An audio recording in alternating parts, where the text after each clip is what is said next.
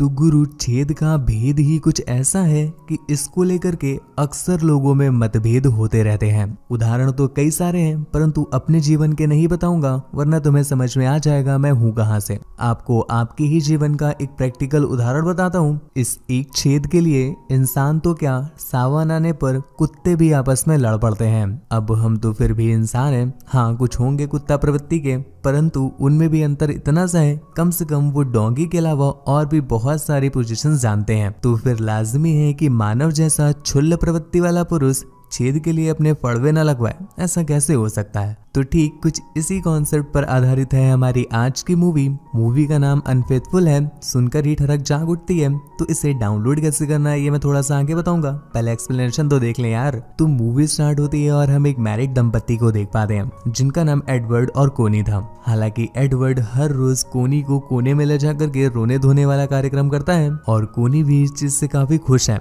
लेकिन कहीं न कहीं वो थोड़ा सा खाली खालीपन सा महसूस करती है क्योंकि एडवर्ड उसके कुएं को पूरा भर नहीं पा रहा था। इसी चलते एक दिन कोनी जब शॉपिंग करके वापस लौट रही थी कि तभी एक जोरों का तूफान आ जाता है। इस वजह से कोनी के कपड़े नहीं संभल रहे थे और वो भी ऊपर ऊपर होकर के गुफाओं के दर्शन करा रहे थे। इतने में ही वो पॉल नाम के एक बंदे से टकरा जाती है जिसकी वजह से उसके संतरे पिचक गए।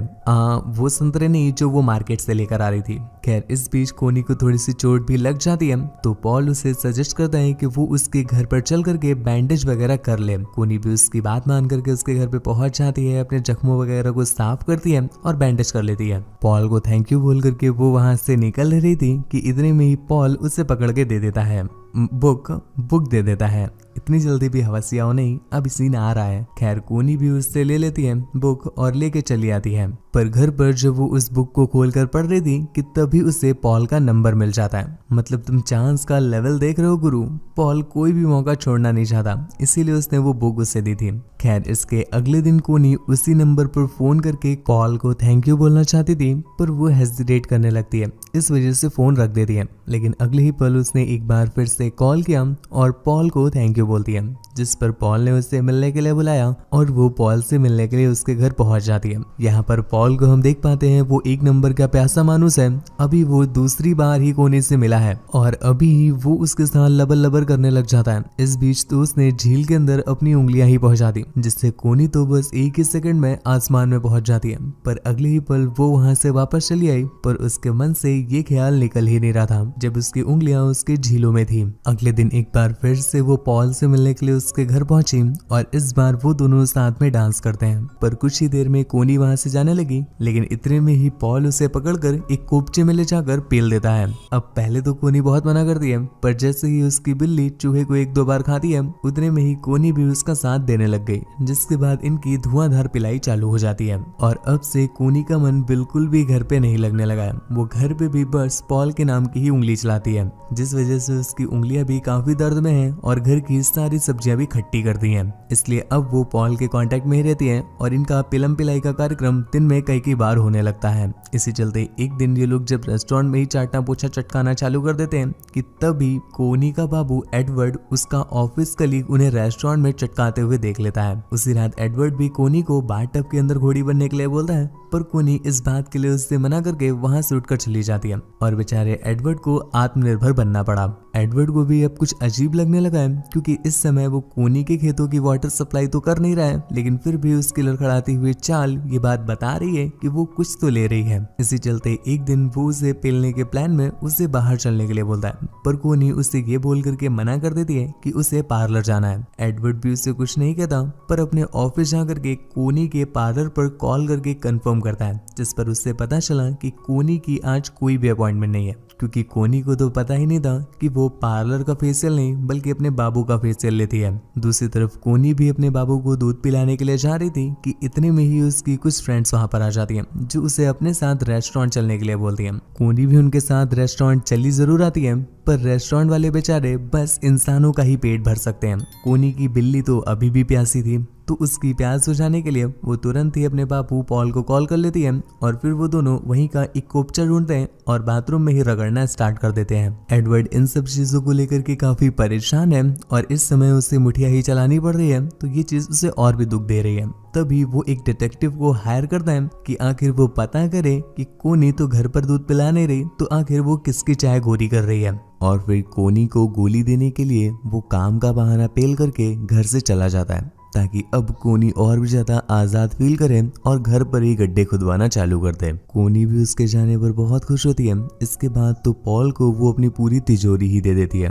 पॉल भी उसकी तिजोरी को बहुत अच्छे से रगड़ता है और अब तो ये लोग दिन में कई बार ही पलटाना, चटकाना और सलटाना स्टार्ट कर देते हैं। इसी चलते एक दिन जब पॉल कोनी की गाड़ी की सर्विस कर रहा था कि तभी कोनी को ध्यान आता है कि उसका बच्चा स्कूल में उसका वेट कर रहा है। तभी वो अपनी गाड़ी में बिना पॉल का इंजन ऑयल डलवाए ऐसे ही वहां से निकल आती है और सीधा चली जाती है अपने बउआ को स्कूल से लेने के लिए। दूसरी तरफ वो डिटेक्टिव एडवर्ड के पास जाकर के कोनी और पॉल की कुछ फोटोज दे देता है, जिससे एडवर्ड को अब समझ में आ गया है कि कोनी आखिरकार किससे अपनी सर्विसिंग करवा रही है। एक दिन कोनी जब अपनी फसलों की सफाई करने के लिए फसल वाली क्रीम लेकर के घर पर वापस जा रही थी, ताकि आज अपने बाबू को और भी तगड़े से दे पाए, पर इतने में ही उसकी नजर पड़ती है पॉल पर, जो किसी और लड़की के साथ कहीं पर जा रहा था। कोनी नहीं चाहती है कि जो मजदूर उसके खेतों की सिंचाई कर रहा है वो किसी और के खेतों की भी सिंचाई करे। इस वजह से वो उसका पीछा करने लगती है और एक लाइब्रेरी में जा करके पॉल को बहुत पेलती है।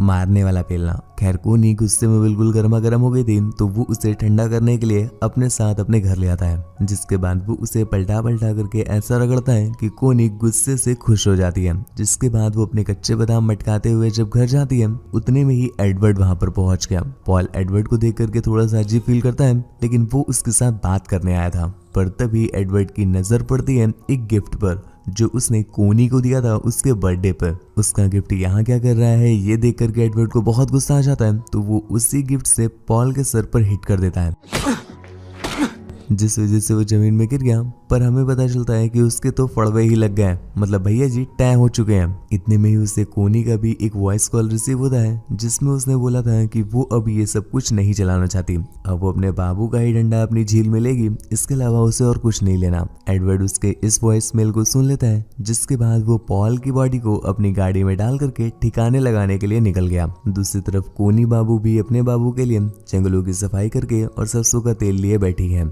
जब बाबू घर पहुंचते हैं तो वो उन्हें गहराई में उतार लेती है। हालांकि एडवर्ड भी उनकी झूठी गहराइयों में उतर जाता है, परंतु वो कुछ कहता नहीं। अगले दिन कोनी के पास पुलिस ऑफिसर्स आते हैं, क्योंकि उन्हें उससे कुछ पूछताछ करनी थी। पॉल एक दो दिनों से गायब है और उसके फोन में लास्ट कॉल कोनी की ही हुई थी, इसीलिए वो लोग यहाँ पर पूछताछ करने आए हैं। पर उन्हें पूछताछ से कुछ खास मिलता नहीं, क्योंकि कोनी उनसे ये कह देती है कि वो बस फंड रेज करने के लिए वहां पर गई थी। इसके कुछ दिनों के बाद उन्हें पॉल की बॉडी मिल जाती है, तो वो वापस कोनी के पास आकर के उससे बताते हैं कि पॉल की डेथ हो गई है और अब हमें इन्वेस्टिगेशन और भी टाइट करनी पड़ेगी। वो लोग कोनी से जो क्वेश्चन पूछते हैं, कोनी सब पर उन्हें गोली देने लगती है और यहाँ पर एडवर्ड भी उसका साथ दे रहा था। उसी रात उनके घर पे एक पार्टी थी और तभी कोनी की नजर पड़ती है उस गिफ्ट पर, जो कि एडवर्ड ने उसे उसके बर्थडे पे दिया था। लेकिन वो गिफ्ट तो उसके घर पर वापस रखा हुआ था। ये देखकर उसे समझ में आ जाता है कि एडवर्ड को सब पता है और उसने ही पॉल के फड़वे लगाए हैं। पार्टी से जब सभी लोग चले जाते हैं तो कोनी उससे सच उगलवाने के लिए सबसे पहले उसे अपनी गहराइयों में ले लेती है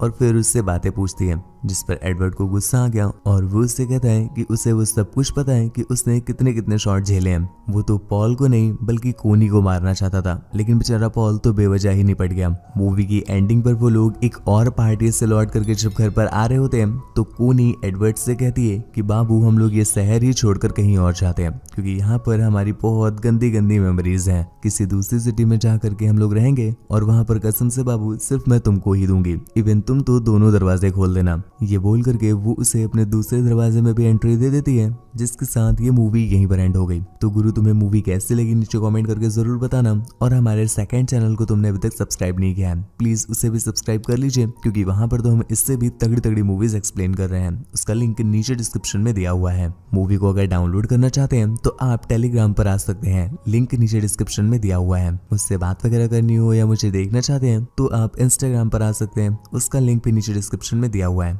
थैंक यू।